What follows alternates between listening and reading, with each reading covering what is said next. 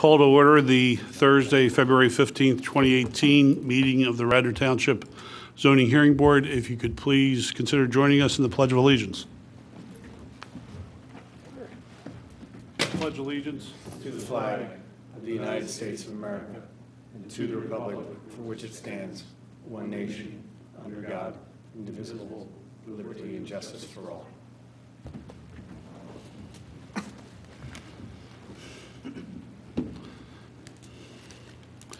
We will have 3 items on the agenda this evening, but before we get to those items, we have a little bit of housekeeping matters.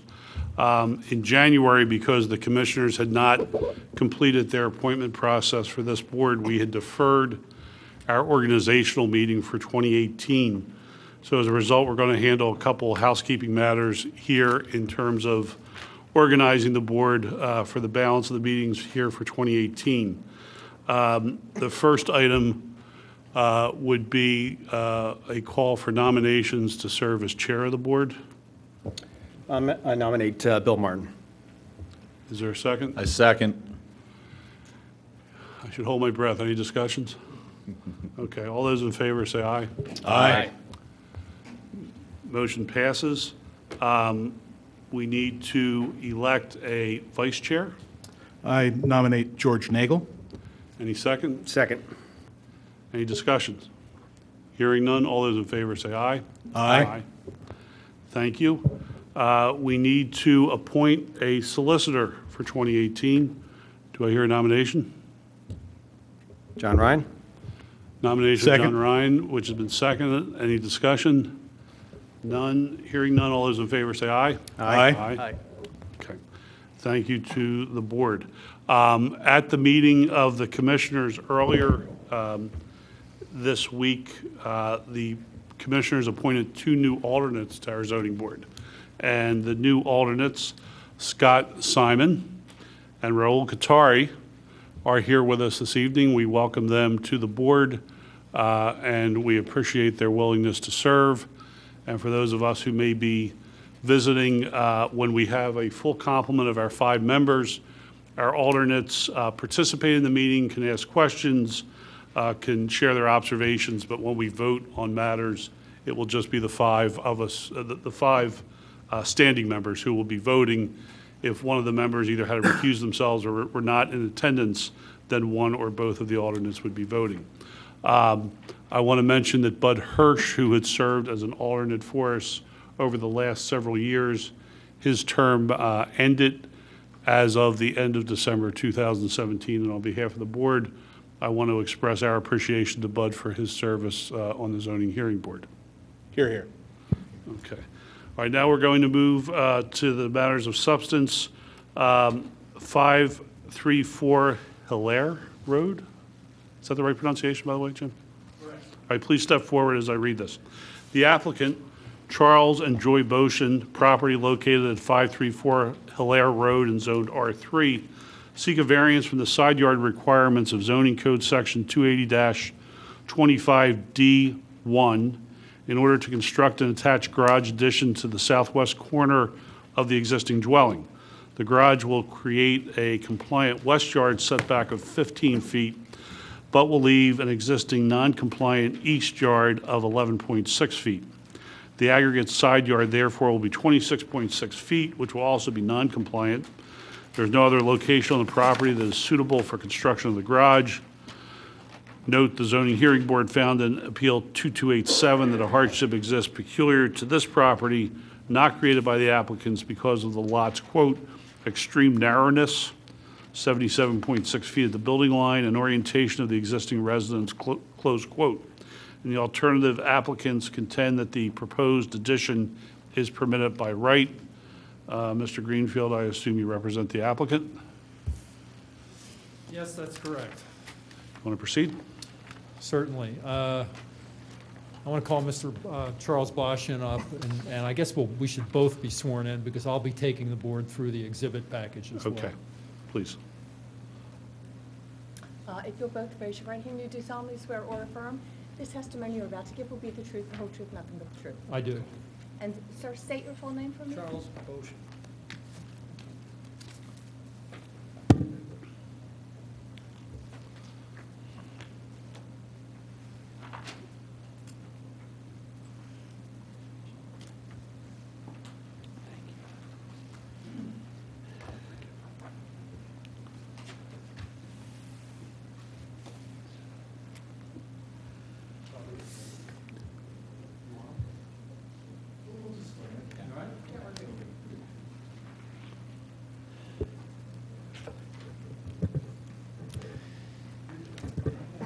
Let me begin by taking the board through the exhibit packet that we have here. Exhibit 1 is the plan that you see on the table here. That's the same plan that we filed when we filed the application. Exhibit 2 is the application itself without exhibits. Exhibit 3 is the deed to the property. Exhibit 4 is the findings of fact and opinion of this board in Appeal 2287, and it's in particular in paragraphs 2 and 3, that the board found the hardship that you referenced earlier when you read the summary of the application. Again, these are extremely narrow lots. We have Hilaire Road basically was built in the 20s and 30s. I think the last house on the street was built in 1954. And R3 zoning was imposed sometime after that, creating a lot of dimensional nonconformities, particularly as to side yards. I did a walkthrough of the entire street with the architects back in November, and there is no question that more than half the properties on the street are nonconforming as to side yard. And I'm going to have an exhibit, which we'll go into in a few minutes, which lays out some of the relief that property owners have gotten on Hilaire Road for dimensional noncompliance. Exhibit 5 is the opinion of this board in Appeal 2936, also relating to the subject property. That was regarding the placement of a generator in the side yard. Exhibit 6 is pictures, the first 3 of the property itself. The first picture you'll see is a view down the driveway from the front of the property. The second is a view from the rear of the property, looking at where the existing garage is, and to the left, right there where the driveway is, where the new garage will go. Third picture is from further down the hill at the rear of the property, near the SEPTA property. And the fourth and fifth pictures are of immediately adjacent properties to the west and then to the east. Exhibit 7, you will find 4 letters, which I'll have Mr. Boshin testify about, from neighbors supporting this application. Exhibit 8 is a spreadsheet that I want to come back to. Well, I'll tell you what, let's get into that now. This relates to a review of township property and zoning files that I conducted to determine which properties had gotten relief, or in which files there was otherwise expressed some evidence of nonconformity regarding dimensional issues. And you'll see on there that in addition to the subject property, which is 534, there are entries for 7 other properties. And the zoning appeals that are referenced in that spreadsheet, other than the ones for 534, appear in this exhibit packet subsequent to Exhibit 8. So in fact, you see appeal number 2749 for 502 Hilaire appears in the exhibit packet as Exhibit 9. Exhibit 10 is Appeal 1530, which relates to 503 Hilaire. Exhibit 11 is Zoning Appeal 2788, relating to 523 Hilaire. And Exhibit 12 is Appeal 2760, the opinion by the board. That relates to 535 Hilaire. Finally, Exhibit 13, Appeal 2865, relating to 558 Hilaire.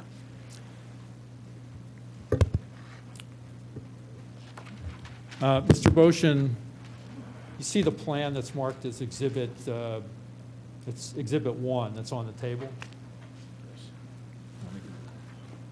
Yeah, please be sure to use a microphone so the court reporter can use it. Can you tell us, please, what it is that you intend to do on the property? Yes, for the past, we've lived at the property since October of 1981. And during that time, my wife has had to put up with a long L-shaped, narrow kitchen. And this will allow us to increase the size of our kitchen and add a family room plus a totally usable garage. Our garage right now, it's very easy to get one car in, but because of the way the driveway is laid out, the second car is tough to get into the spot that's closest to the main part of the house. So it just solves a lot of problems for us. What we've tried to do is make sure that this garage will look like the rest of the house. We're going to maintain the Tudor style, carry the Tudor style into the garage. Is the board interested in seeing some elevations of what the garage is going to look like? Because we can show you that if you have an interest in seeing it. Can I just ask, the exhibit that's supposed to be attached is submitted separately is a plan dated 11/1/17.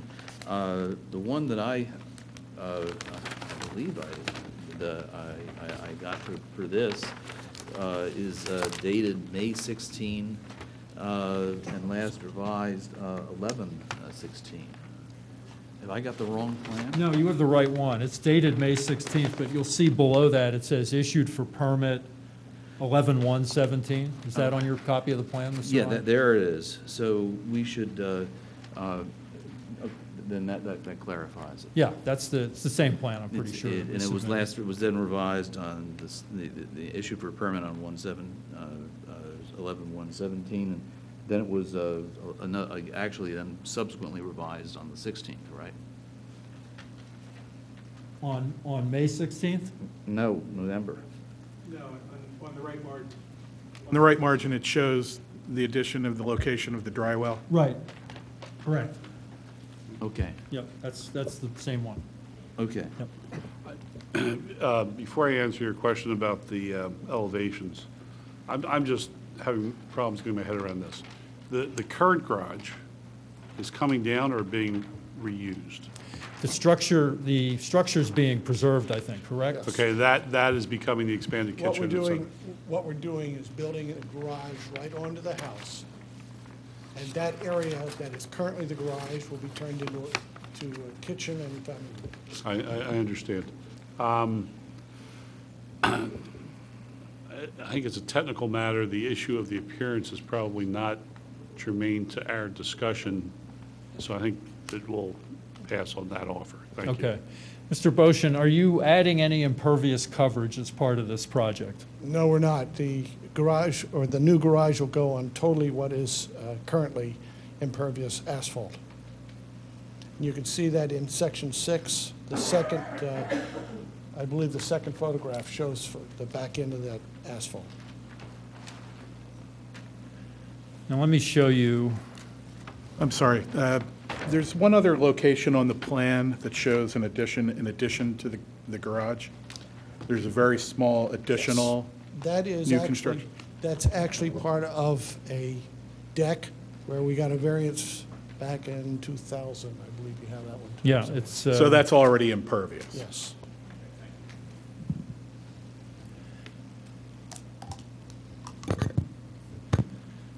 Mr. Boshin, let me show you Exhibit 7. Can you tell us Yes. where those letters came from, please? Right. My wife and I met with our next-door neighbors at 530 Hilaire Road, 538 Hilaire Road, that's on either side, and also at 531 Hilaire Road and 535 Hilaire Road. And we had the plans available to look at, and we Sir, discussed what we were going to Put do. the mic up, please. There we go. We had our plans available to look at, and we discussed what we were going to do, and basically they signed off on it, saying that they have no objection. Sorry, where did 538, where is that? That's immediately next to us on the right. All the So looking at the photo. this one. This is 538. Okay. This is 534. Yep. This is 530. Okay. This is 531. This is 535.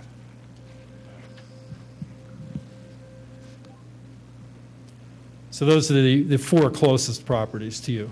Right. What is directly behind your property? The railroad, Is the railroad line? yes.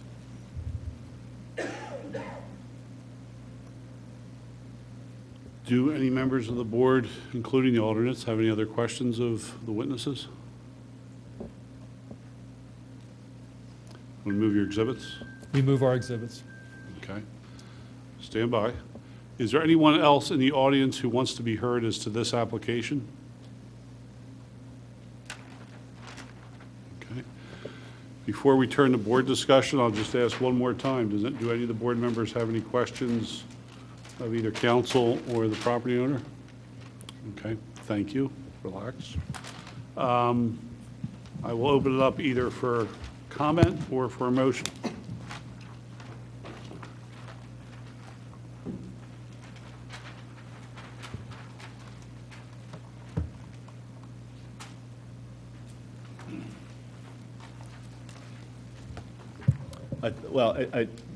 First off, I don't think, at least in my opinion, this would be considered a de minimis variance. It's well under the 35-foot requirement. So I think the request is just to have a straight variance based on your hardship. That's correct. Yes, okay. I think, The variance is strictly for the aggregate. The existing 11.6-foot side yard on the east is not being disturbed one way or the other. And on the Right. west, we're creating a side yard that's technically compliant at 15 feet. So the question is it's the it's aggregate. the aggregate limit, okay. And I think what you'll see if you look at the spreadsheet Exhibit 8, there are a number of properties on the street that have aggregate side yards that are far less than what we're proposing here. Yeah, and that's because the ordinance came into effect after these houses were built. Yes. Yeah. In fact, that particular characteristic of the neighborhood, I think, is something that would distinguish this situation from a situation where there are not a lot of houses in the neighborhood that are tight on the dimensional requirements and would then be coming in for this kind of a request. The prior finding of hardship, I have to admit that hardship is an interesting issue here because the house has a garage, and you're asking to add a garage. So that could be seen by some as a factor weighing against the notion of hardship. However, given the characteristics of the neighborhood, the small lots, and the other variances which have been granted, dimensional variances which have been granted, I think weigh in the applicant's favor.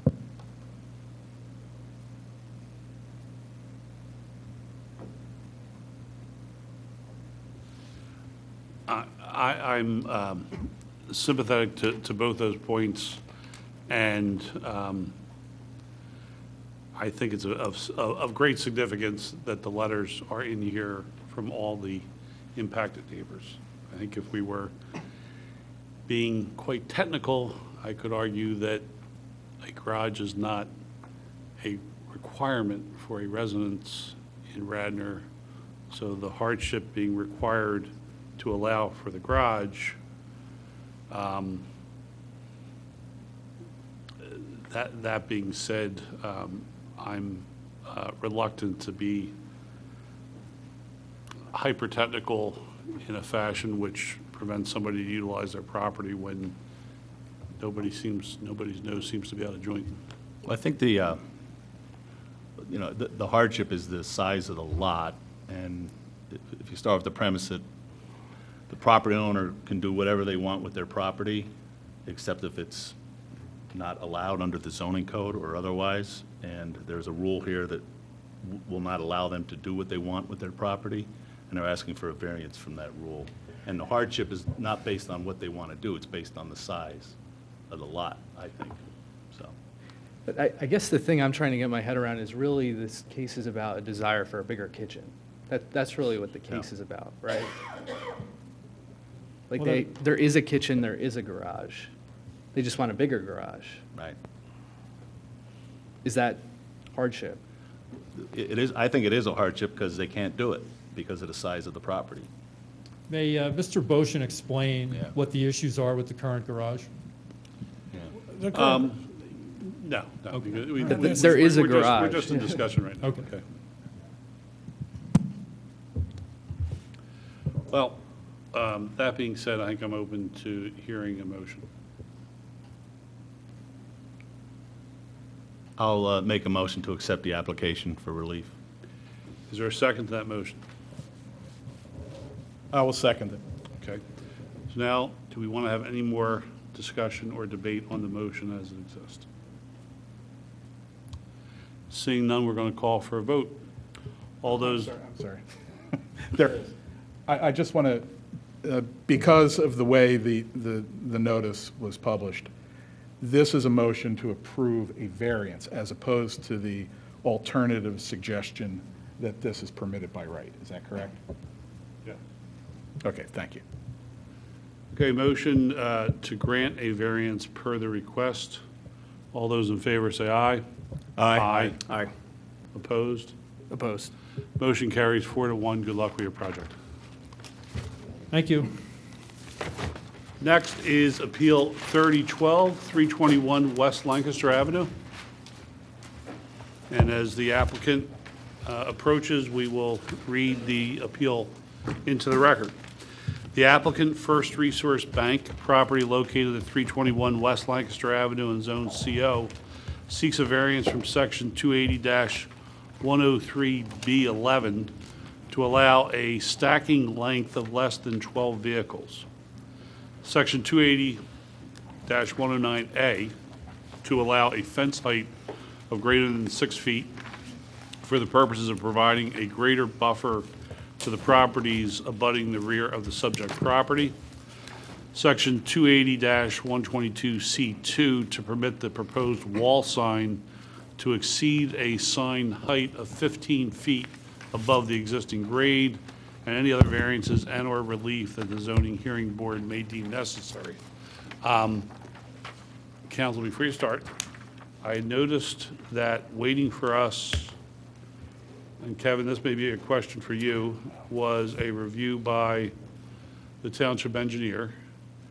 Is this, will the case address this? Will this be addressed by anybody? I believe the memo that is in front of you is a result of this project being in front of the Planning Commission last week. And Planning Commission, as per our code, is required to see any application in front of the zoning hearing board that is ripe for land development. If you could just bear with me for about 1 minute, I want to read this, okay? 'Cause Certainly. this was just relax for a second. Do you mind if I hand out our No, please, pre-marked goodies please. while you're doing that? Is there only Thank you. one, Kevin? Or do you have more? It was Yeah, I didn't sitting, get- instead of an agenda, it was sitting in front of the seat, I thought. And I did not include that because I just saw that walking in tonight, so we got No, I don't. An extra, only if you do, thank you. There's only one copy? Is that what we're? There was one of these at everybody's desk. You guys have them? You guys have them? I got it.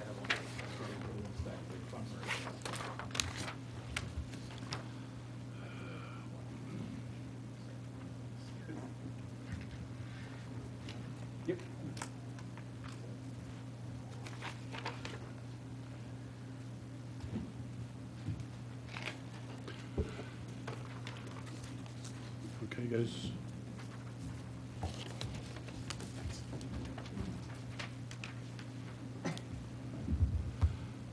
Please proceed. Certainly. Good evening, Deborah Shulsky here on behalf of the applicant, First Resource Bank. And as the chair indicated, we're here tonight for your review of a zoning application pertaining to several variances. And just by way of a very brief introduction before we get into the testimony, this property involves a redevelopment of an existing site. It's been previously approved for a commercial building that was approved and actually retrofitted for a medical office. It's located at 321 Lancaster Avenue.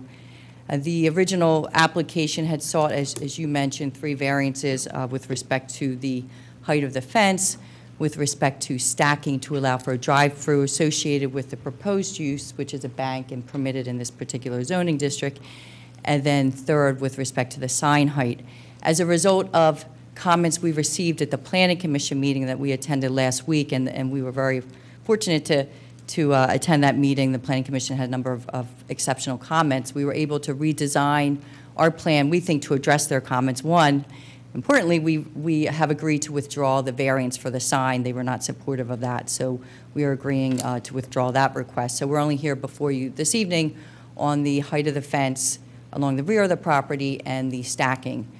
With respect to the stacking, and again, the witnesses will provide more details and walk you through the plan itself, but we were able to incorporate what we believe the Planning Commission had suggested, which was to reorientate the location of the drive-through lane so that there wasn't queuing backing up onto Lancaster Avenue. We were able to flip it to the other side of the building so that it wouldn't be backing up directly onto Lancaster Avenue. So we think that we've addressed the Planning Commission comments. We just saw this letter for the first time this evening, so, but we certainly we're going to have our witnesses talk about some of the plan changes that were made from the plan that was submitted, and we believe it's still a very similar plan, just much better based on the comments we had received from the Planning Commission. So with that introduction, I have 3 witnesses. I don't know if you want to swear everybody in at once, or... Yeah, I would suggest we take the time and swear in each of your 3 witnesses right now. Okay. But please, first into the mic, give the stenographer each of your names.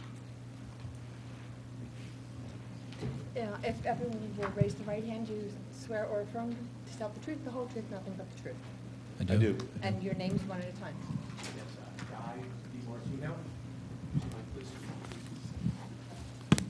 Yes, my name is Guy DiMartino. Charles Dobson. Glenn Marshall. Sorry, Glenn Marshall. You have my card. Jeez. I think it's me.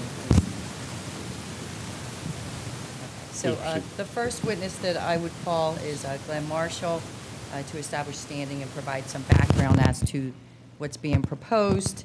You already stated your name. Could you please state your business address for the record, please? 1 East Euclid Avenue, Exton, PA. And with whom are you employed and in what capacity? First Resource Bank. I'm the president and the CEO. And you are the authorized representative of First Resource Bank and authorized to testify here this evening. Is that correct? Yes, I am. Is Amazing Amy LLC the record owner of the property that's subject to tonight's hearing? Yes, it is. And the property deed has been marked in your package as Exhibit A3. And is First Resource Bank authorized by the property owner to proceed with the application? Yes, it is. And Exhibit A4 is an owner authorization letter. And finally, is First Resource Bank, do they have a pending agreement of sale with the landowner to purchase the property? Yes, we do. And we incorporated the applicable pages of the agreement of sale as Exhibit A5. And are you familiar with the property, and have you visited the site? Many times. And you're also familiar with the surrounding area, is that correct? Yes, I am. And can you explain for the board generally what's located on the property? And again, the engineer will provide more specifics. Right now, there's a 3-story building that's not quite 3,000 square feet. There is a concrete pad that was originally used for an oxygen tank, large oxygen tank that was part of the prior users that never opened use. There's no striping. There's a macadam in the front for parking that's, and there's just a single in and out on the east-west side of the property. And can you explain generally what First Resource Bank is proposing with Excuse me, respect? can you talk into the mic? Sorry. Can you explain what First Resource Bank is proposing with respect to the property? So we want to put a branch there. Branching has changed a lot in the last 5 years, which is one of the reasons that the 12-car stacking is so much out of date. Branches have gotten smaller. Banking has gotten more electronic. Even 18 months ago, we got 47% of our daily deposits electronically. Now it's up to 57%. We're a business bank. We don't have that daily traffic. We really just deal with businesses, and everybody has a machine on their desk. I mean, Guy's going to testify to the limited stacking that we actually have in our 2 existing locations, one that's in Exton and one that's in Westchester. We're going to customize design of this building. We've got some good feedback from the Planning Commission.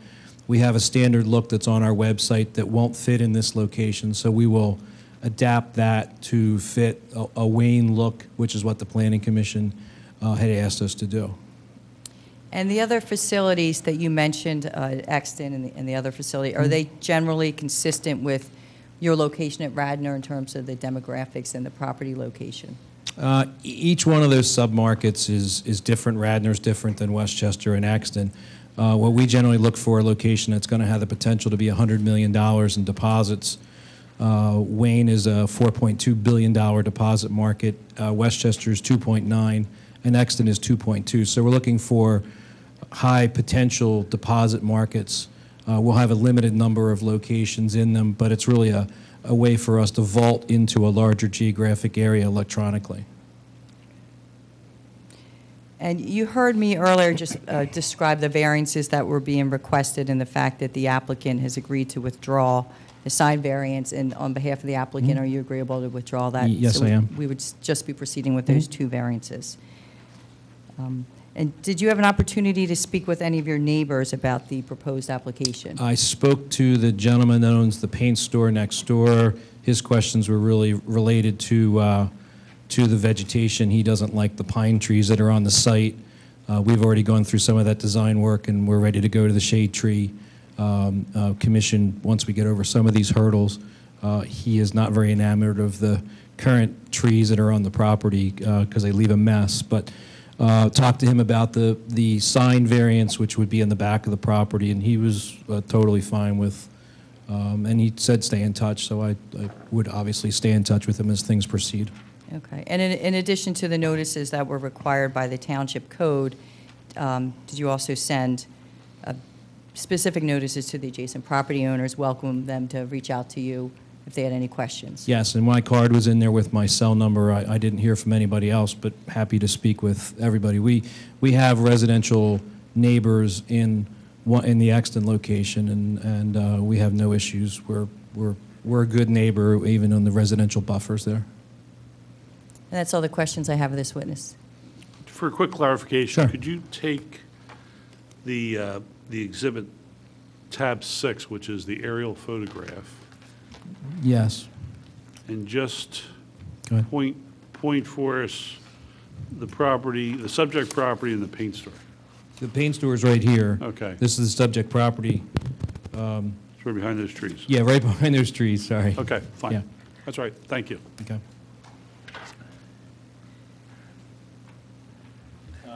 I'm sorry, did you speak with your neighbors on the west side? The orthodontist, no, I have not.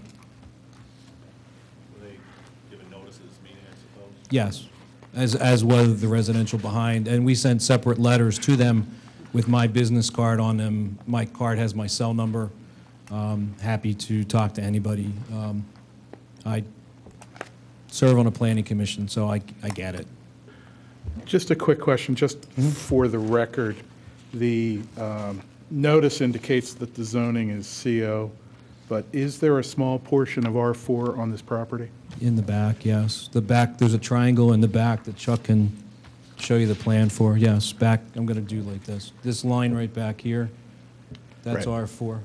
And there's nothing going on, there's nothing that I can tell going on in that small portion of R4? Just replacing trees that have died and making sure that we have the right tree replacement in that area.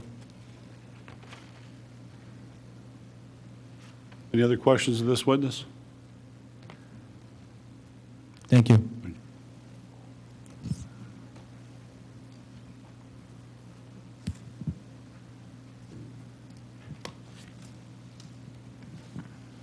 right. Could you state your name again and your business address? Yes, Charles Dobson, 16 Haggerty Boulevard, Westchester, Pennsylvania. And with whom are you employed in what capacity? I am president of Inland Design. We are a civil engineering consulting firm doing work in southeastern Pennsylvania. We marked Mr. Dobson's CV as Exhibit A7, and I know that he has previously testified and been accepted by this board as an expert, so unless you have... He's fine as an expert. Okay. Thank you. And you're familiar, Mr. Dobson, with the subject property, its features, and the surrounding area, is that correct? I am. And can you describe for the board the location of the property and the surrounding properties? Certainly. The property is located at 321 West Lancaster Avenue. It is on the northern side of West Lancaster Avenue. It's depicted on the existing condition and demolition plan that's up on the screen right now. The property is 18,800 square feet, roughly 0.43 acres. It has an existing building that has a footprint of about 1,200 square feet, but a total square footage of about 2,880 square feet. There is a single access on the western side of the property that measures about 12 feet wide.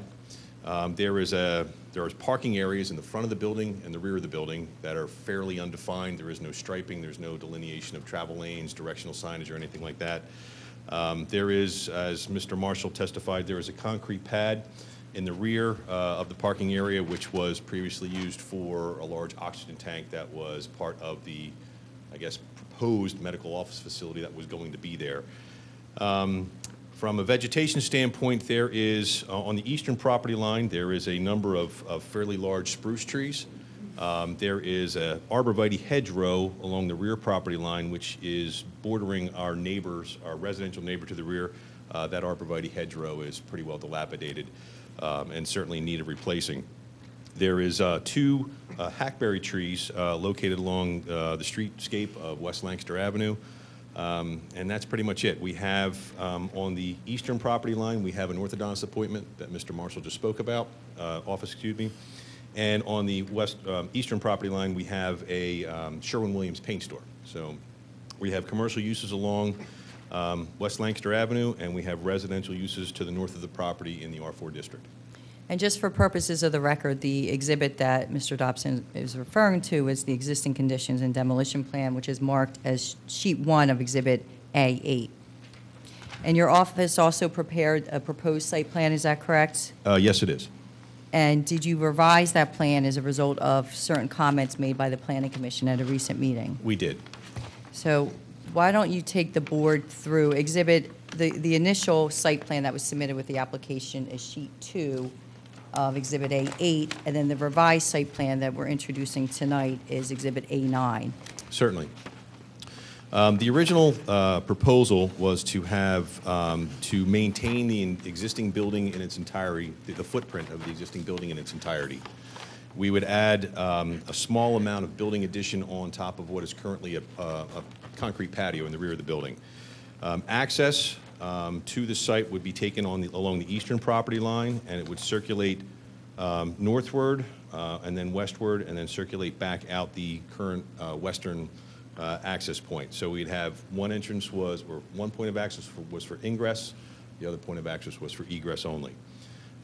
The proposal was to have immediately to the west of the proposed inbound lane would be the drive-through stacking area, which would be used for the teller window that would ultimately be placed in that location.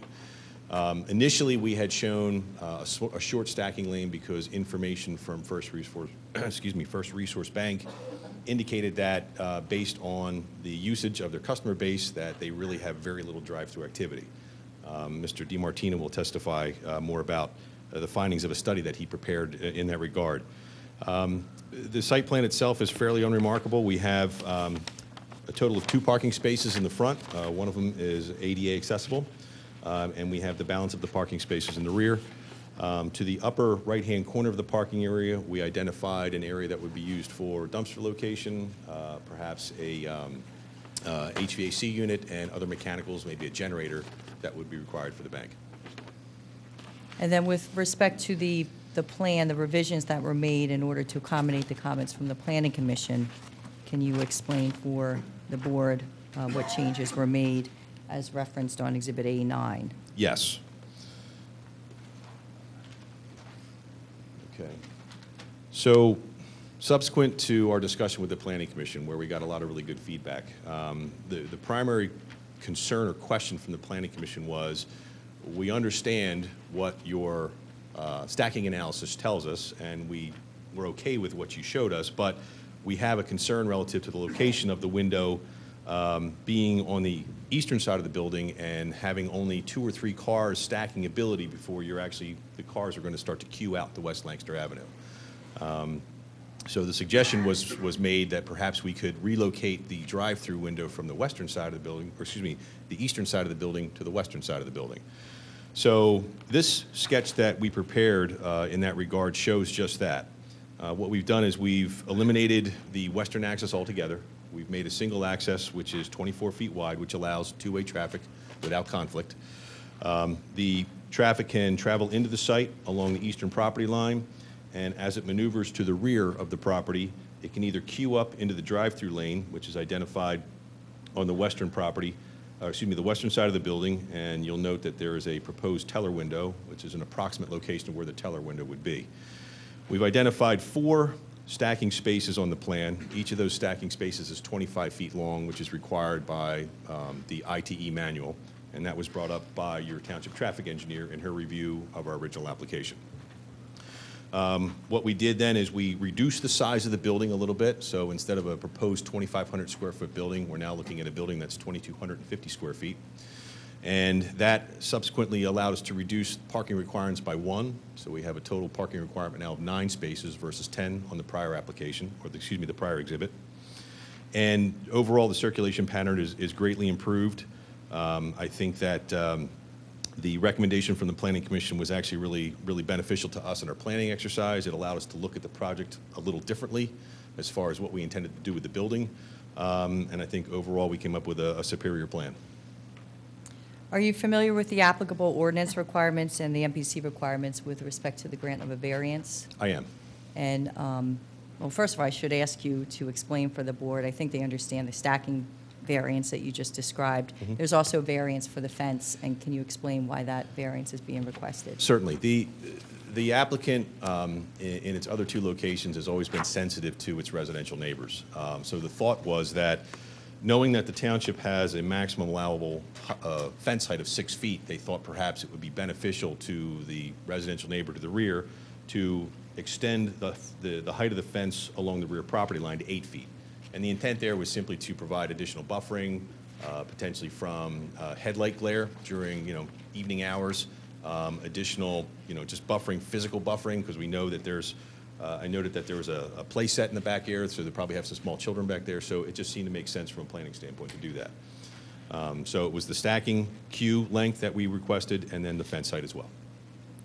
And do you believe that the application complies with the applicable ordinance requirements, which the ordinance incorporates in addition to the MPC? There's also some other requirements that they set forth for variances and special exceptions. I do. And we'll just go through them very briefly. In your opinion, is the request consistent with the spirit of the zoning ordinance? Yes. And is the relief suitable for this particular property? Yes, I believe so. Do you believe it will detract from the character of the neighborhood or have any adverse impact on the character of the neighborhood? No, I actually think it's going to improve the neighborhood primarily because the existing condition was a single 12-foot wide driveway that was supposed to facilitate two-way traffic. The proposed condition is actually a 24-foot wide driveway, which will facilitate two-way traffic. And do you believe that any banking institution with a drive-through would similarly need to obtain this relief in order to reasonably develop the property for the permitted use of a bank? Yes, I do. Is the proposed request suitable with respect to traffic, highway, and access? And again, we do have a traffic consultant that can get into that as well. Yes, the proposed width of 24 feet is consistent with PennDOT requirements for locations such as this. And will the variance have any impact on any of the public services, such as water, sewer, fire protection, or public schools? Nothing unusual, no adverse impact. And then in accordance with the MPC five-part variance test, is there any uniqueness of the property or any exceptional circumstances or conditions applicable to the property which would create a hardship?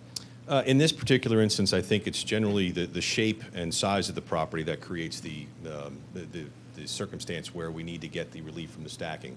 Notwithstanding the bank's data relative to really they don't need that much stacking anymore, the configuration of the property in the commercial zone kind of forces us to seek relief in that regard.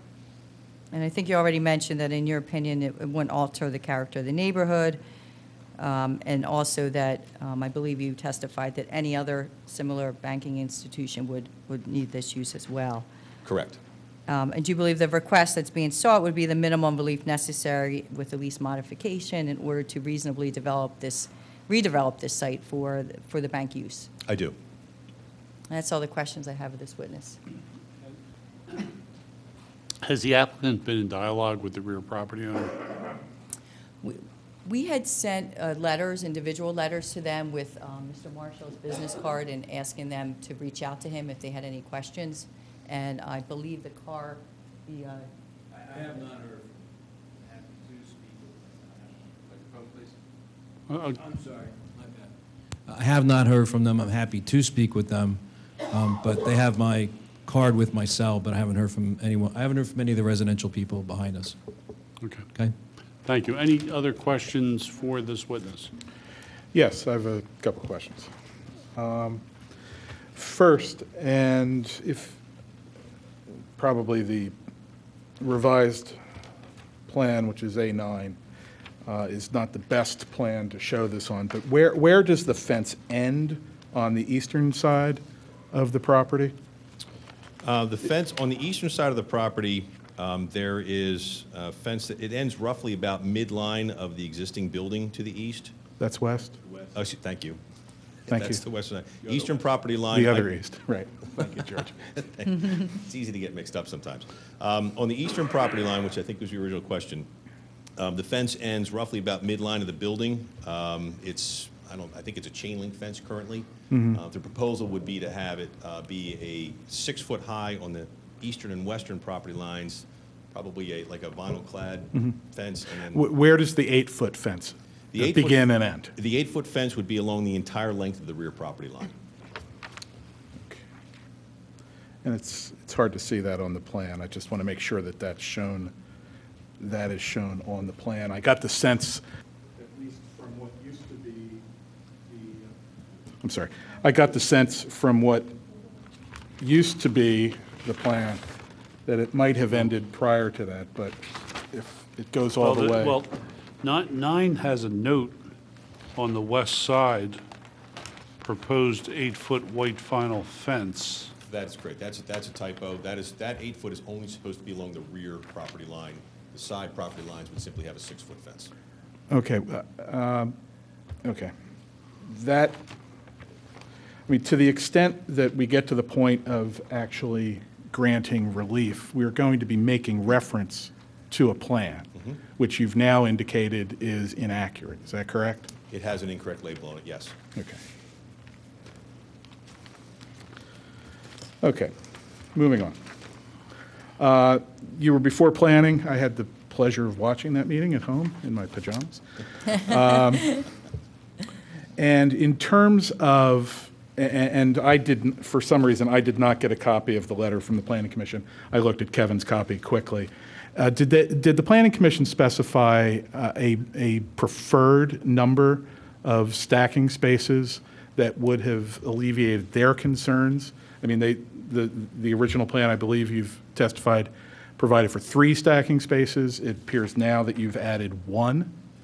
To answer your first question, the plan, to my recollection, the Planning Commission did not specify a number of stacking spaces. They simply said that 3 spaces was not enough and there was too much potential for queuing into West Lancaster Avenue.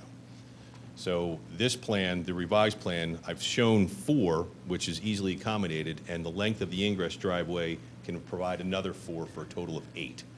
So I think that would be consistent with the recommendation that they had relative to their concerns about not having stacking queuing into West Lancaster Avenue. That's all I have for right now. Any other questions of this witness? Do you know anything about the property that is 5 houses, 5 properties up, that happens to be a green bank, and what their stacking is? You're talking to the west? Yes. I am happen to familiar measure with that? it. Yes. I do not know what their stacking is. I have been there. I think that the circulation patterns are somewhat confusing, but I couldn't tell you what the number of stacking spaces available in that parking lot are. In my opinion, it looks similar to this. Looks very similar. Any other questions? Okay, you proceed. Thank you. Our third and final witness is Guy DiMartino from Traffic Planning and Design. And could you state again for the record your name and business address? Yes, Guy DiMartino with Traffic Planning and Design, Inc., Westchester, Pennsylvania. And his qualifications are also marked on his CV, which is Exhibit A10. I know he's testified in numerous proceedings and been accepted as an expert. He can proceed as next. Thank you. And were you retained with respect to this application to review the appropriateness of the proposed drive-through for the bank? Yes, I was. And referring to Exhibit A11, which is your analysis, can you explain for the board what you've reviewed and what your conclusions were? Yes, certainly. As Mr. Marshall mentioned, there's two existing facilities. We evaluated their drive-through operations during 4 periods. We looked at well, first let me start by saying their typical hours are 9 a.m. to 5 p.m. Monday through Thursday, 9 a.m. to 6 p.m. on Friday, and then on Saturday from 9 a.m. to noon. So we evaluated 4 2-hour periods. We evaluated a typical Thursday end-of-the-day condition from 3 to 5. We evaluated a Friday afternoon from 1 to 3, and then a Friday, the end of the day, from 4 to 6 p.m. And then also we evaluated Saturday from 10 a.m. to noon. So we evaluated a total of 8 hours. And during the course of those 8 hours, what we observed was the maximum queue was 2 vehicles, and that occurred twice over 8 hours. To give you an idea, 19 vehicles went through the drive-through over an 8-hour period that we evaluated. So as Mr. Marshall mentioned, certainly banking trends are different today than they were in the years past. I mean, I know I rarely visit the bank, and those trends are continuous. Like he mentioned, with the electronic banking occurring more regularly today than they did in the past. So people arriving at banks is really less frequent than it has been in the past. So that's clearly shown with the results of our evaluations that we conducted. And are you familiar with the changes that were made to the site plan to reflect the Planning Commission's comments after your initial analysis? Yes. And in your opinion, does the revised plan change your analysis at all? The maximum queuing certainly doesn't change from what we observed. The 2 vehicles is still what it is. What it does, as Mr. Dobson had mentioned, it provides more of a buffer, where the former plan, Exhibit A8, we were able to accommodate those vehicles, but there was the concern from the Planning Commission was if there are more than 2 vehicles or 3 vehicles and it backs up onto Lancaster Avenue. This plan, Exhibit A9, the proposed plan, provides additional buffer if that queue that we expect, if that is increased, there's more area on site to be accommodated. And then certainly, as Mr. Dobson mentioned, the proposed plan, Exhibit A9, certainly provides a better access versus current conditions. The current condition, as mentioned, is a narrow driveway which cannot serve 2 vehicles, 1 vehicle in, 1 vehicle out. So we'd be providing a wide, appropriately designed driveway which has to go through the PennDOT HOP process. So based on your review and analysis, do you believe that the current proposal as shown on the revised plan is sufficient to accommodate the proposed First Resource Bank drive-through? Yes, I do. That's all the questions I have. Counselor, the 2 traffic letters that I have in my packet, maybe they're the wrong letters, but one is for a site in West Whiteland Township, and the other is for Exton.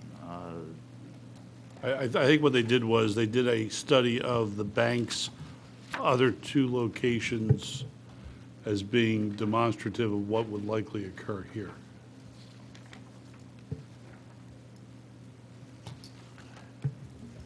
That's accurate.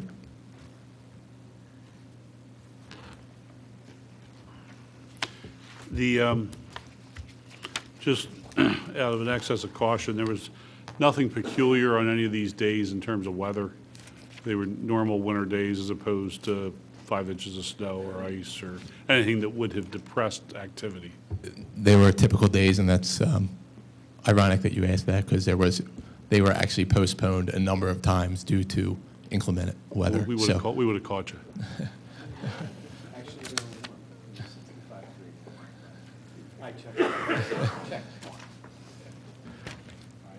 Other questions of this witness?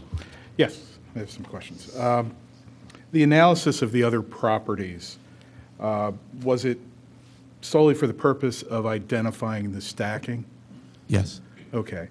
And since we don't know the particular layouts of those other two properties, the layout of this property has the parking in the rear. There are two spots in the front, but the parking is in the rear. Is that essentially correct? Yes, the majority of the parking is located in the rear. And to the extent that there were, in fact, stacking occurrences through that access path, you might have people backing up who were intending to park, not use the drive-through, but actually intending to park, who could not get to those spots until other cars using the drive-through would clear through. Is that correct? I mean, theoretically. So, I mean, what I'm getting at is the unique opportunity to stack additional vehicles in this access lane. The suggestion is that it's 4 stacking spaces with some overflow. Well, another property coming to us that doesn't have 12 stacking spaces and has 3, but would like to proceed with a plan that has 4, the layout of the property, I think, benefits you here where it might not benefit another applicant. So really the question is, in that access path, there are what, 3 additional? I mean, I know you haven't shown them as stacking spaces, but are we talking 3 additional cars here? I believe there's an area for at least 4 vehicles. To give you an idea from this arrow down to what would be the northern edge of the sidewalk, there's slightly over 100 feet in distance. So that's enough to accommodate 4 vehicles. Right. Because, I frankly have the same concern the Planning Commission had, is if there is stacking beyond this property, it's on the most one of the heavily trafficked routes in our township. And giving weight to the surveys of the other properties and the contention that 2 is the maximum number of vehicles stacked for the use of drive-throughs and other properties. There's still a potential. I mean, the times, for instance, that you reviewed the stacking, the weekend morning as opposed to a weekday morning. I mean, what drove the selection of the times for your analysis of the other properties? I personally spoke with both branch managers and asked them to identify their busy periods, and based on those discussions, those are how we evaluated the specific times. Okay. Thanks. Any other questions? I have a question. Where the drive-through is, could another car pass it while they're at the drive-through, or do they have to wait? Yes. So you could pass the car through? Yes, there's a bypass lane. Sure. So there's the 10-foot lane shown adjacent to the building for the drive-through, and then there's an adjacent 12-foot bypass lane. And they can still drive, they can still pass through. I only had one comment. I feel like kind of an expert in this drive-through stuff. After 2 or 3 cars, people aren't they're moving on.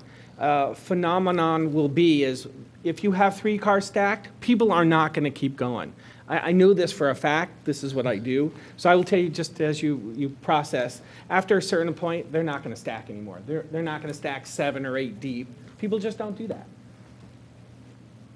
Thank you. Other questions of this witness? I don't know who can answer this, but where in our code is stacking defined?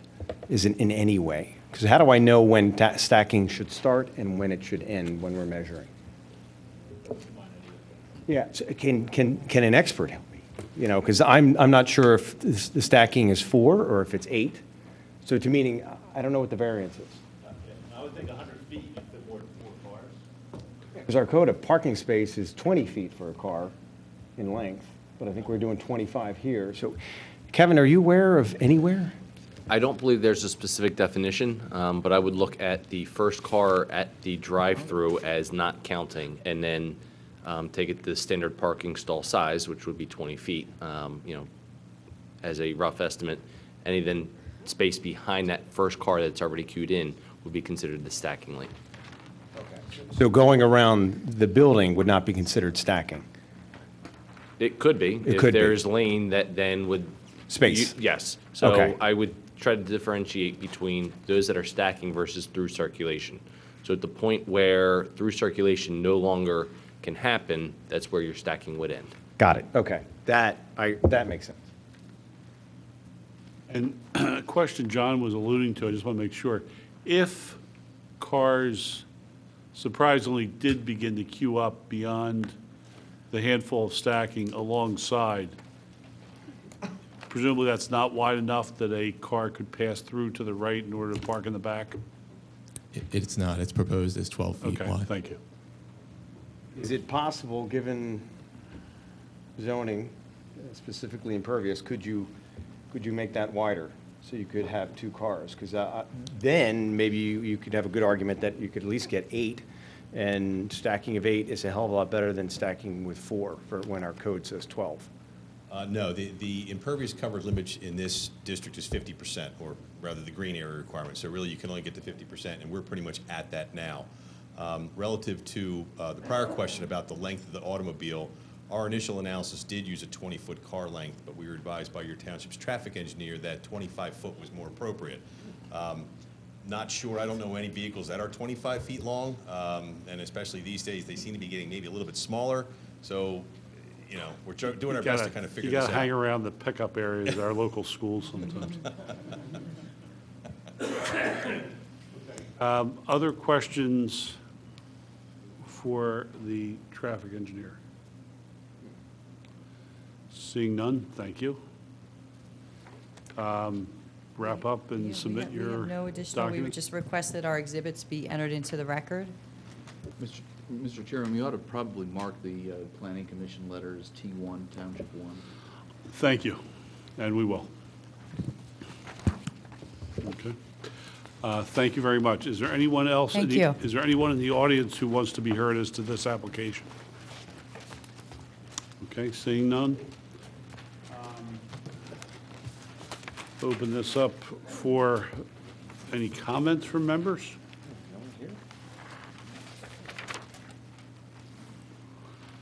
Either comments or motions, either way. I just had a procedural question. Can we vote on these 2 variances separately? Or does it have to be a package deal? No, I mean, we can grant as to, John, correct me if I'm wrong, but we could grant 1 variance and refuse the second. That's true. Yeah. The reason I ask, I am inclined to grant a relief concerning the stacking for a lot of the reasons we just discussed. I'm more troubled by the fact that they're putting up a fence and not getting the sign off on the neighbor, the one person that's going to be affected by this. And it makes total sense that it would be for their benefit, but maybe someone lives there who doesn't like fences. So I'm less inclined to support that variance. It would be agreeable if the board would want to make it subject to their approval. So if they're not in favor of it, you know, we obviously would. It doesn't matter to us. We're just doing it to be a good neighbor. Yeah, I understand your intentions, and they're good intentions. It's just, we don't We know. appreciate that suggestion. Okay.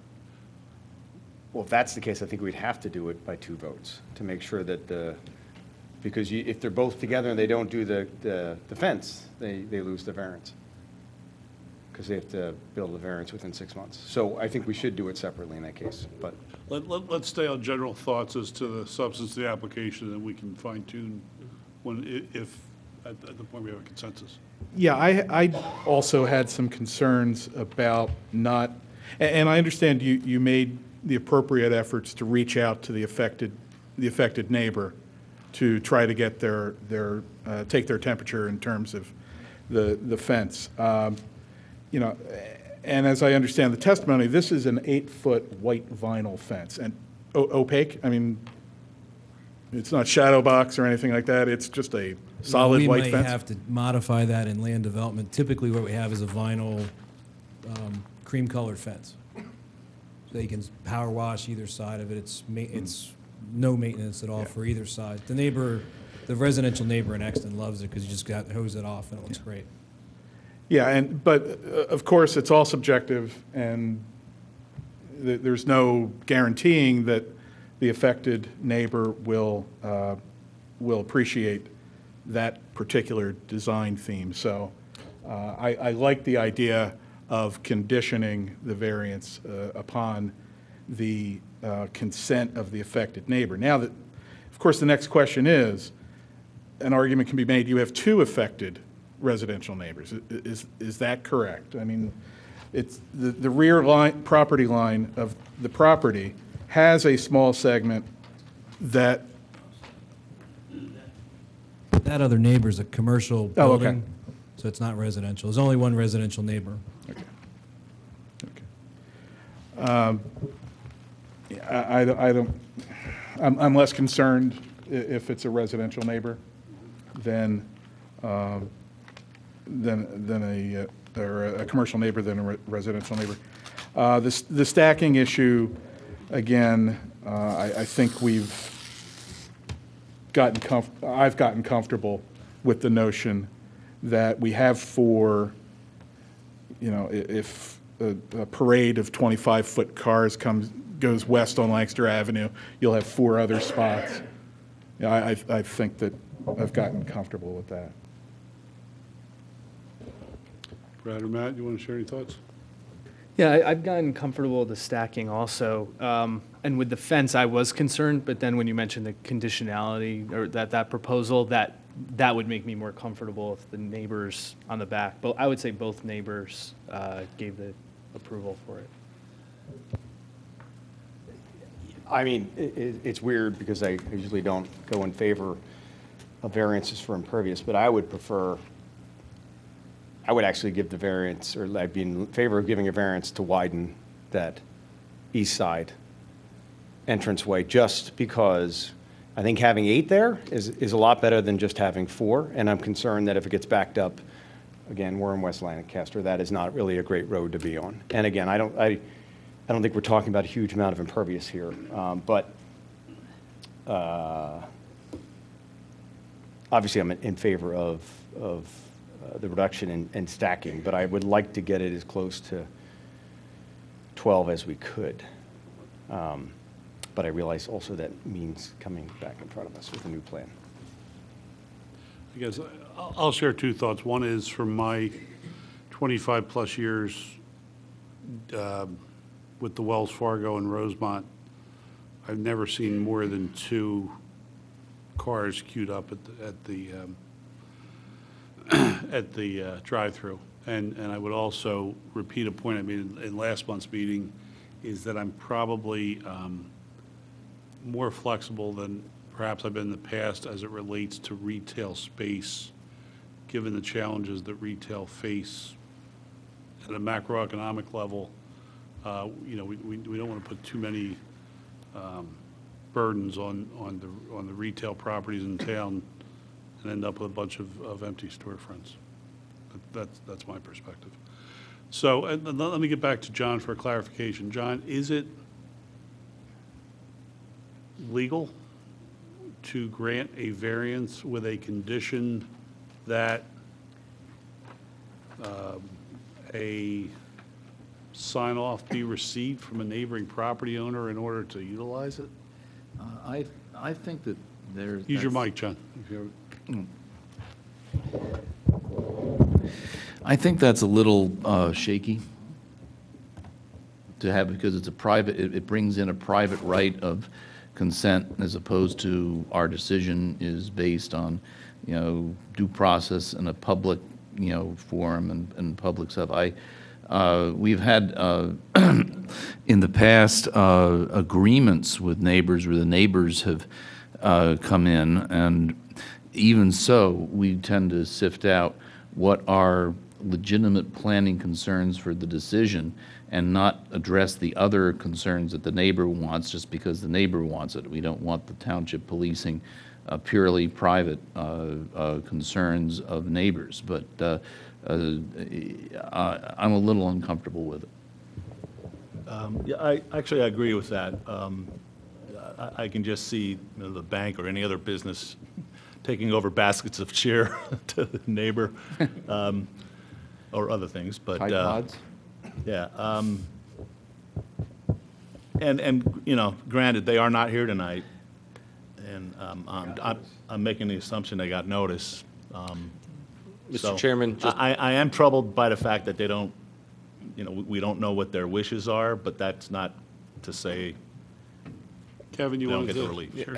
As a commercial property that's going to be going through major renovations, this project will be in front of our design review board, and landscaping, lighting, facade renovations will all be something, including the fence, will be discussed with them in detail. So that there will be another opportunity for the residents, if they are concerned about this, to come out and speak about it at the design review board process. And they get various notices They through do the not get Saldo notice, process? but it would be something that I would encourage the applicant to do as they're getting through that process. Land development, they will absolutely get notice. They do not get notice at this point for the design review process. But our design review board does take those things into consideration on that. And it doesn't necessarily need to be white or specified being white. It just, you know, the relief could be for an 8-foot fence. And then work through that process with the applicant and the design review board, because there are a variety of different colors of vinyl fences out there that are not as stark as the white. So they're not entirely disenfranchised if we were to grant the requested relief this evening. Correct. Would anyone like to make a motion? Yeah, I would like to make a motion. This is going to take a while because it's actually going to be 2 motions, right? Is that what we? Okay. Okay. 1 or 2? One. Okay. Separate. Okay. I'm going to move that the applicant be granted the relief from Section 280-103B11, granting relief from the stacking length requirement of the zoning code.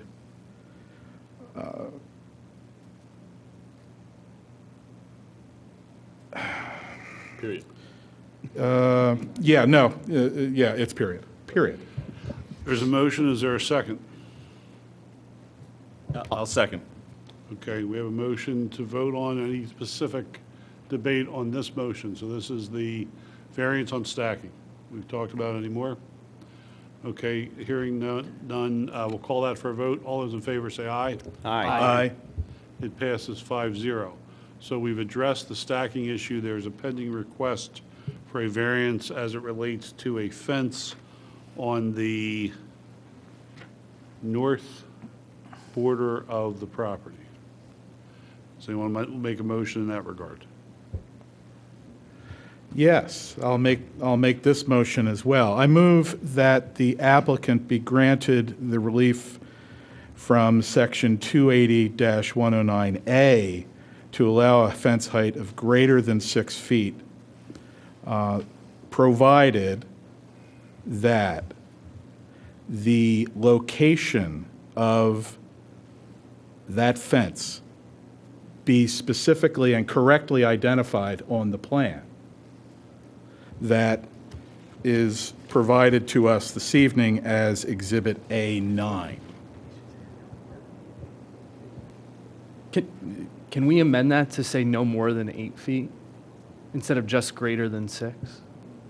Or Well, the variance is for the fence as it's identified on the plan, and I believe it's identified on the plan as 8 feet. okay. To clarification, John, are you seeking to make the point that you need the plan corrected and signed by the professionals this evening? Is that your point? to specifically identify the location of the relief granted. The applicant's expert has already testified that the plan is incorrect. I don't want to make the applicant come back again. Right. So we need to address how to fix that here so everybody can move on with their lives. Mr. Riley, we have allowed in the past a correction of a plan, and they initial it and sign it here. If that's something that's susceptible for the applicant and their counsel to come up and, somebody who's more Yeah, John, artistically that's fine. inclined. I just want to make sure that we're approving a correct plan. I think we understand the motion. Is there a second to that motion? Second.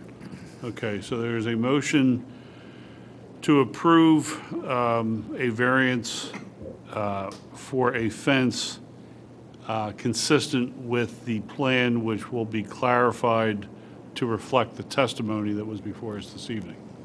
Okay, any discussion on that? Seeing none, all those in favor say aye. Aye. Aye. Any opposed? Aye. It passes 5-0. Thank you. Good luck with the project. And I'm sorry, I'm sorry, that second vote was 4-1? 4-1. Okay. Thank you, folks. Good luck with your project. We'll give you the plan right now. We're going to get this now. We're going to take a short break. We are going to start at 8:25. George voted no. 8:25, 7-minute recess.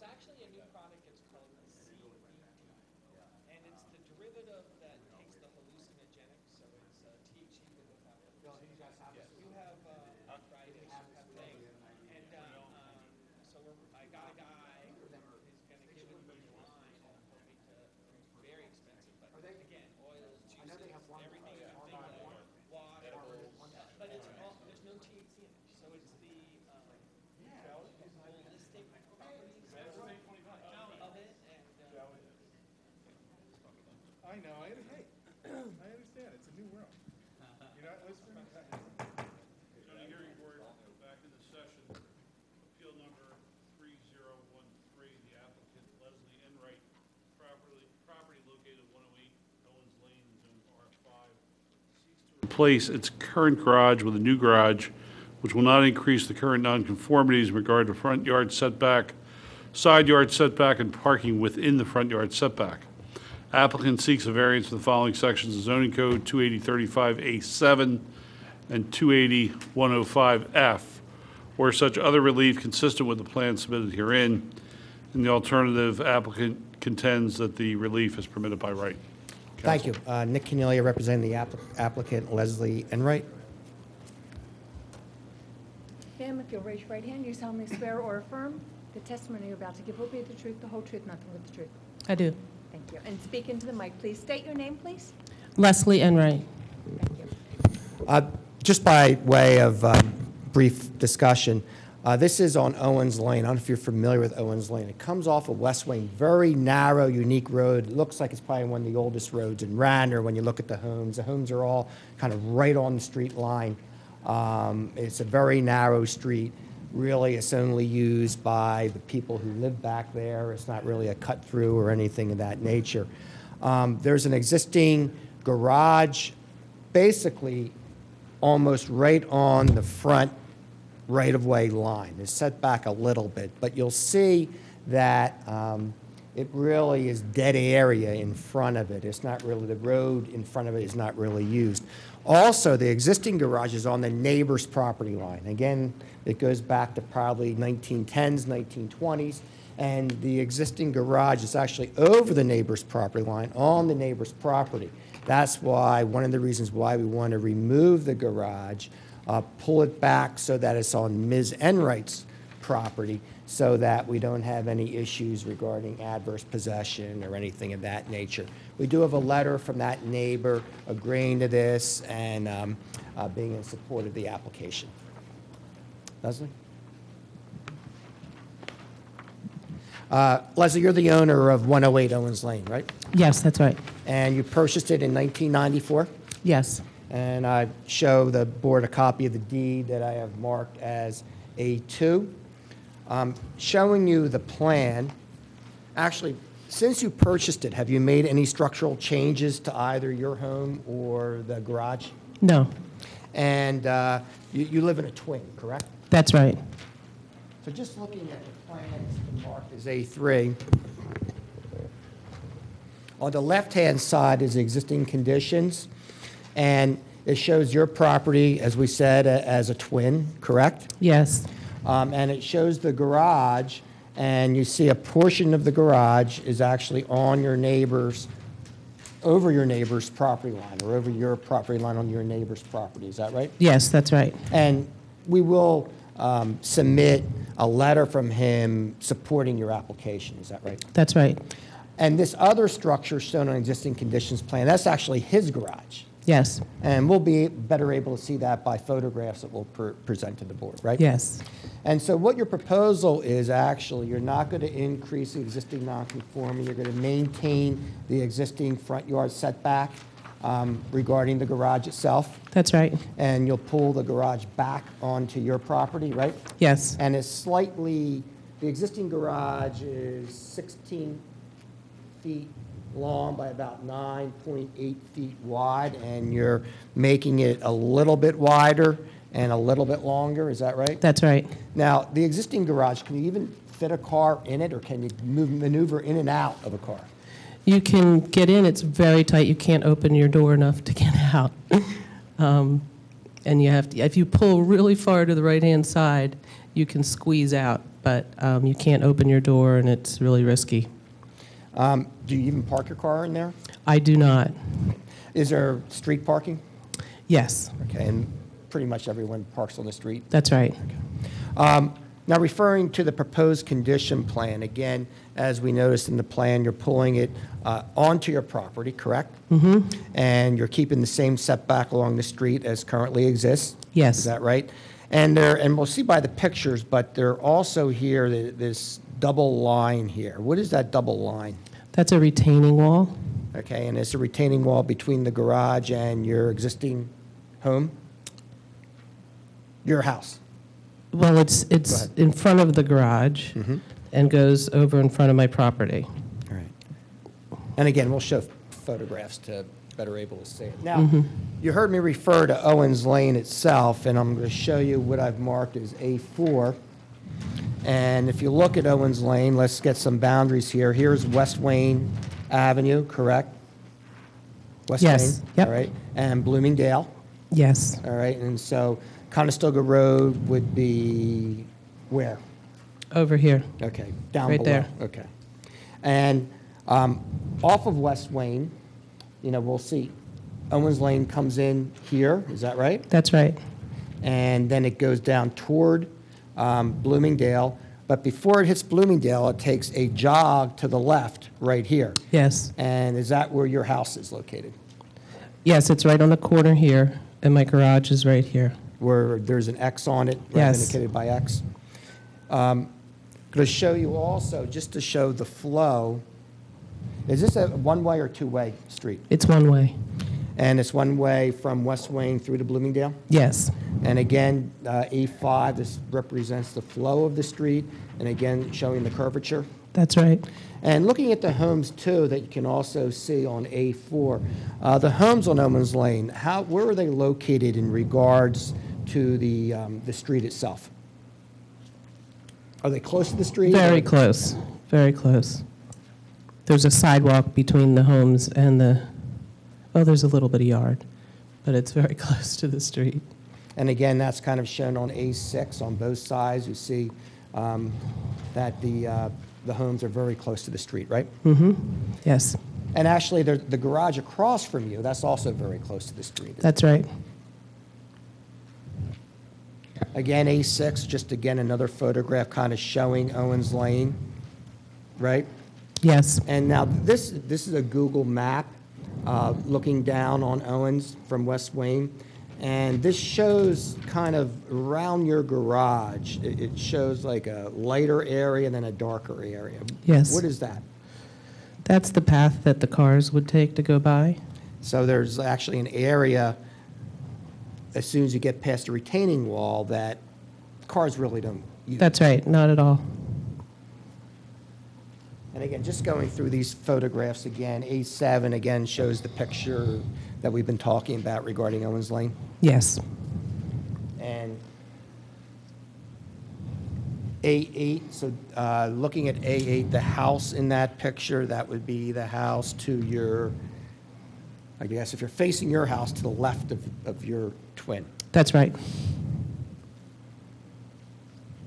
And then A9, just another photograph kind of showing Owens Lane, the path that vehicles would take. Yes. Kind of a closer view. A10, there's the twin shown there. The left side is your neighbor's and the right side is yours. That's correct. And A11 again shows as you make the turn there. Yes. And if we can, let's look at A12, because it shows the retaining wall in your garage. A12 shows your garage, is that correct? That's right. And it looks like a block base. Yep, yes. And it looks pretty old, right? Yes. And you see this retaining wall here that we've talked about. Is That's that right. Now, A13, again, that's your garage. Yes. And you can see your neighbor's garage right to the right of it. That's correct. And there's a truck in there. Yes. So my friend's storing his truck in there. Okay. The neighbor doesn't access his garage off of Owens Lane? He uses it for storage. His properties are rental properties, and he doesn't park there, but he does access it. Thank you. A14 is another photograph showing your garage on the left and the neighbor's garage storage area on the right. That's right. I'm sorry, can I ask a question about that one? Yes. It's difficult to tell whether the two structures abut, or is there a space between them now? There's about a foot space at the corner. You can see a little lattice holes there. That's a space. But one of the things that will happen if the relief is granted is the new structure will be further from that garage, correct? Correct. And if you look on the plan, it looks like it's about a foot and a half, at least according to the plan. Well, that's actually closer than a foot and a half because that's from his garage to Leslie's property line, and actually her garage is almost a half foot. So, right, it's about a foot. So right now, I'm about 3 inches on his property, so I would move off of his and about 3 inches onto mine, so. And A15, again, this shows your garage and the retaining wall, correct? That's right. And A16 is just another photograph of your garage. That's right. Again, I'm sorry for all the photographs. I was just trying to develop, this is a unique road, Owens Lane, I'm trying to. The retaining wall is untouched by the project? Or how's that going to work? The retaining wall, we will have to move probably about a foot just to dig to make the expansion, but we don't have to shift the wall, no. Is that, I'm sorry, could you, at least how I'm viewing the proposed conditions portion of the plan, if that retaining wall isn't significantly modified, isn't it going to be in the way of the opening of the garage? So the opening will, there's about a foot, 12 inches that you can't see on the edge to the retaining wall. And we will go back into my yard 2 feet, but we won't push back the whole opening that far. So that's really so that I can open the door once I get in. So we're trying to not move the retaining wall. Does that make sense? Showing you A17, there's a red asterisk on your garage, right? Correct? Yes. All right, and then across the street is a neighbor's garage. That's right. Also very close to the street as well. Yes. Then finally, A18, this is actually looking up from Bloomingdale, again, to just give a view on how narrow the street is. Looking up from Bloomingdale to your property, I believe it's probably, your property's a little bit further up, maybe out of the picture, is that right? Yes. On the right-hand side. Now, we had mentioned that the neighbor, that's the adjacent neighbor, he has written a letter in support of this application. Yes. I'll hand that up as A19.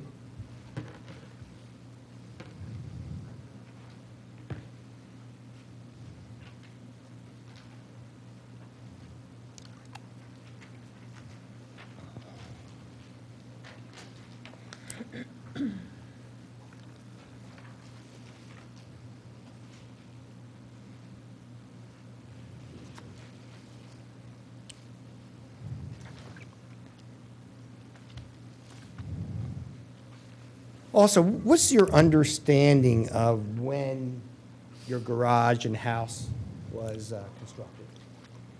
I believe that they were constructed in the early 20s. Okay, and again, that would predate zoning in Radnor, which makes sense on why this garage is located where it is. I went to the courthouse and have an old deed that I'll hand up, and I've marked as A20.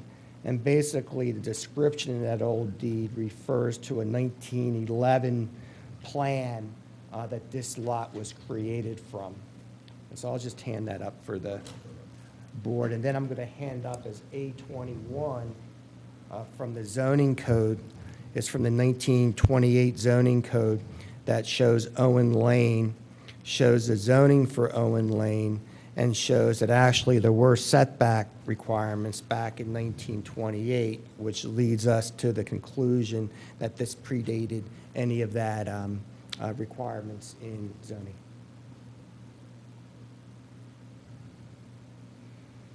Couldn't Kevin find you the variance in the files?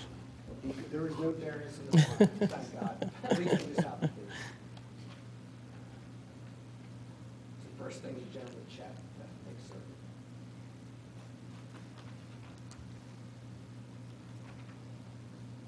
You really expect us to read this now? No. Looks like one long word. The basic, I summarized what it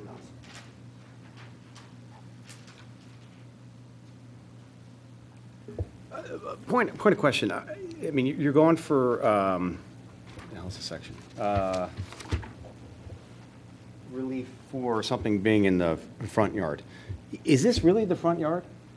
I mean, the structure, this is behind the principal structure on the property.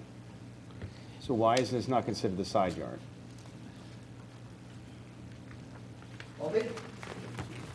I'm just wondering, you may be getting two variances.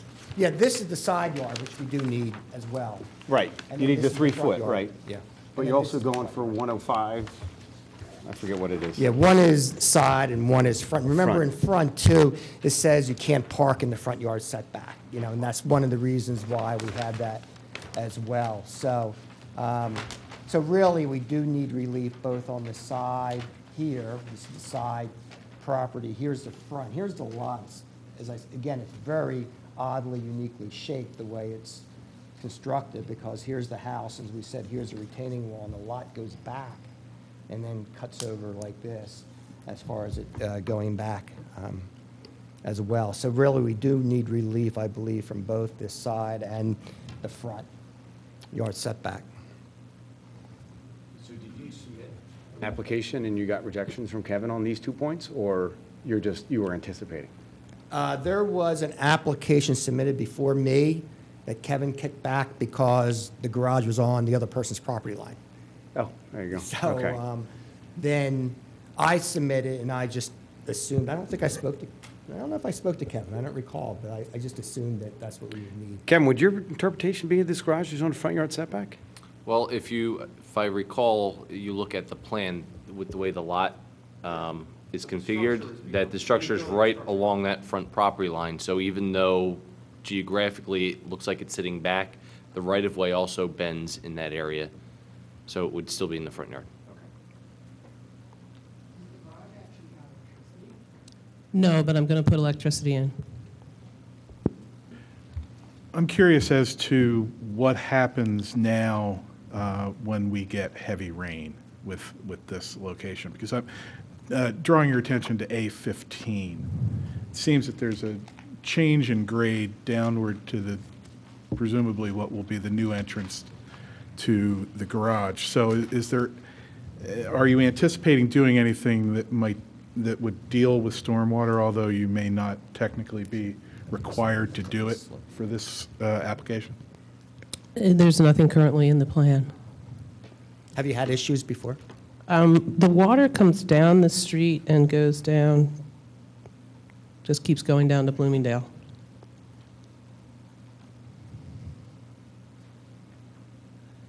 To some extent, it may be blocked by that retaining wall, actually, and where the house is. It does not puddle in front of my garage, if that's the question. Yeah, I mean, my concern was if there was an intention to divert water away from your property onto another property owner's. There was no plan to change what exists now. We're open to questions for either the witness or counsel. I'm just curious how you pick up as much width as you pick up if you're moving it off your neighbor's property line and then only maybe a foot towards the retaining wall, how you pick up basically 3 feet. So I'm going to actually pick up 2 feet. I just won't, the opening won't reflect the full 2 feet. It will be inside the garage. And So the opening will go about a foot bigger, and then the garage will open up another foot inside. Inside. You don't have an elevation or anything Yeah. of this.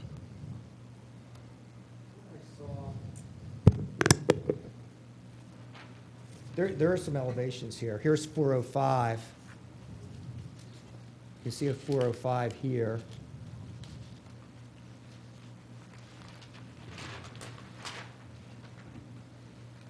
Oh, you mean elevate, oh, I was talking about, okay. I got you. Yeah. It's going to be 1 story though, is that accurate? The garage. So I was contemplating putting storage on top, But but not, it's an A-frame. yes.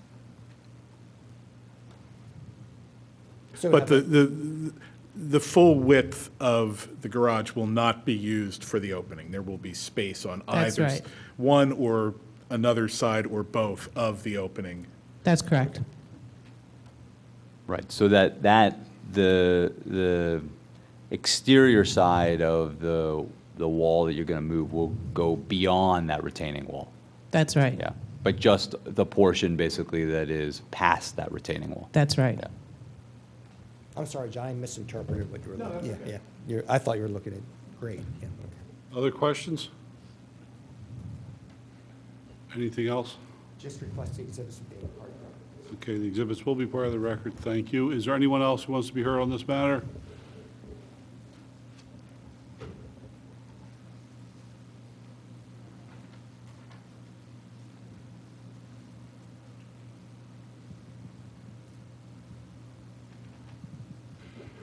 Good evening. Thank you. Don Eckerd, E-C-K-A-R-D, 208 Bloomingdale Avenue. You swear to tell the truth, the whole truth, nothing but the truth? I do. Thank you.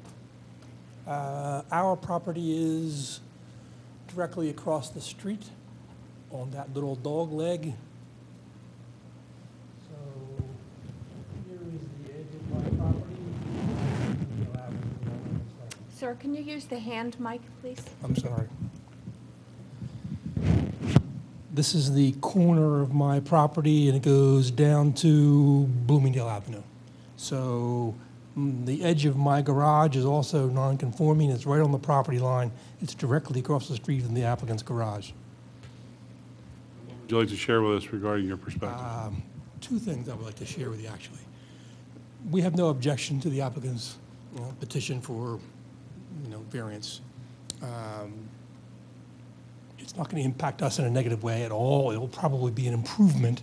The second thing I want to offer to you is that, since you asked about the water, some zoning board in their wisdom in the past has made Conestoga Road commercial along this side of it. The water from all the parking lots on those commercial buildings now runs down Owens Lane, turns the corner, and goes out to the Bloomingdale in great volume.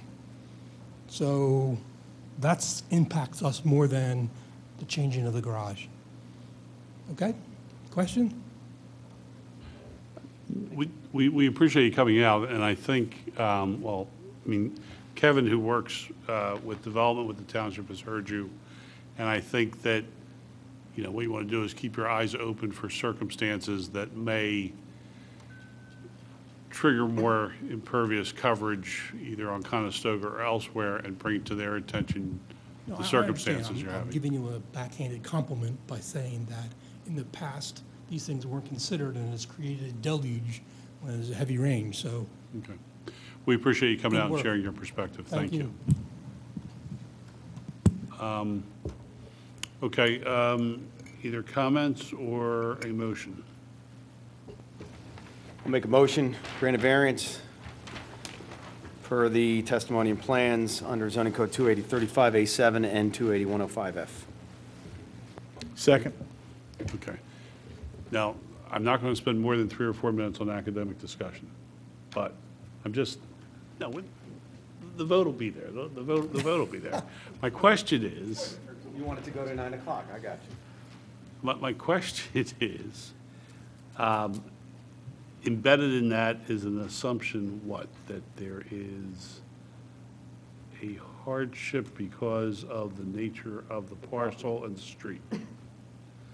And we are jumping over the point I made earlier about garages and whether garages are necessary to, I'll try harder when I really care about one to make that case point to people that you don't necessarily Just need a because you garage. skip doesn't mean that you're stopped. At least from there's a raising it later. garage here. Okay. And not moving an existing garage to a different location so you can have a bigger kitchen.